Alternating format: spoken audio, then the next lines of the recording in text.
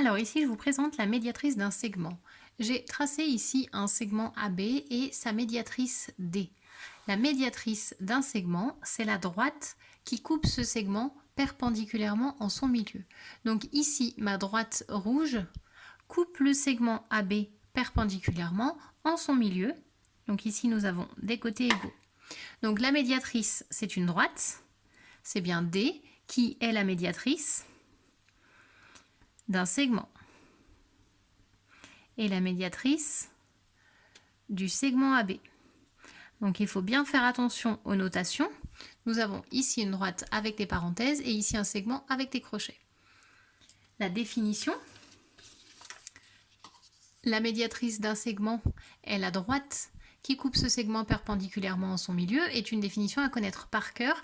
Elle est très importante, vous en aurez besoin pendant votre année de 5e. Elle est très claire, si on a compris ce que c'est que la médiatrice sur le dessin, il suffit de le dire. Donc c'est une droite.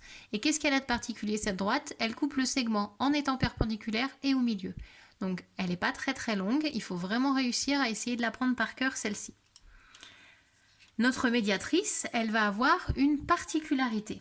On va appeler ça une propriété caractéristique. Alors c'est une propriété qui, elle, est normalement à apprendre par cœur, qui est un petit peu plus difficile, qui nous dit tous les points de la médiatrice d'un segment sont équidistants des extrémités de ce segment. Qu'est-ce que ça veut dire? Ça veut dire que si je prends un point qui est sur la médiatrice, et ça marchera avec tous les points, je prends un point sur la médiatrice, ici par exemple, eh bien ce point-là, il est équidistant des extrémités du segment, ça veut dire qu'il est à la même distance de A et de B. En effet, si je mesure ici de ce point jusqu'à A, je suis à 3,2 et du même point jusqu'à B, je suis également à 3,2. Donc on va pouvoir le matérialiser comme ça. Si je trace ici, ça me fait un triangle isocèle. Ce segment et ce segment ont la même mesure.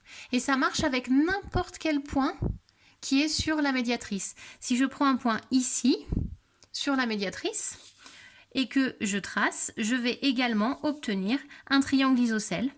Pas le même que celui précédemment. Ce triangle isocèle, c'est pas le même que celui de là-haut, mais en tout cas, ce dont on est sûr, c'est que ce segment a la même mesure que celui-ci. Donc le point qui est là, il est équidistant, ça veut dire à la même distance des extrémités du segment. Donc il est à la même distance de A et de B. Et ça marche avec tous les points qui sont sur la médiatrice. C'est ce qu'on appelle la propriété caractéristique de la médiatrice.